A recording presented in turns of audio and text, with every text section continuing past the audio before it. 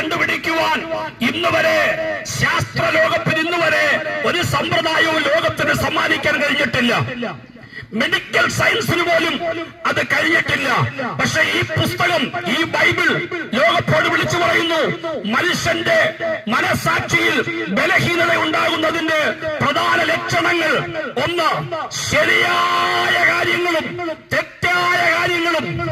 അത് രണ്ടും തിരിച്ചറിഞ്ഞിട്ട് തെറ്റിൽ നിന്ന് മനുഷ്യൻ ശരിയിലേക്ക് പോകുന്നവൻ മനസ്സ് ശക്തിയുള്ളവനും, ആ തെറ്റിൽ നിന്ന് ശരിയിലേക്ക് പ്രവേശിക്കാൻ കഴിയാതെ പകച്ചു പോകുന്നവൻ മനസ്സിന്റെ ബലഹീനതയുള്ളവനുമെന്നും തിരുവെഴുത്ത് ലോകത്തോട് വിളിച്ചു പറയുന്നു. അതിന്റെ പ്രധാനപ്പെട്ട ഒരു ഭാഗമാണ് അന്ന് യേശുവിന്റെ ശിഷ്യന്മാർ മാളിക മുറിക്കകത്ത് അവർ ഇതാ അവിടെ കൂടി വന്നിരിക്കുന്ന ആളുകളോട് വിളിച്ചു പറഞ്ഞു,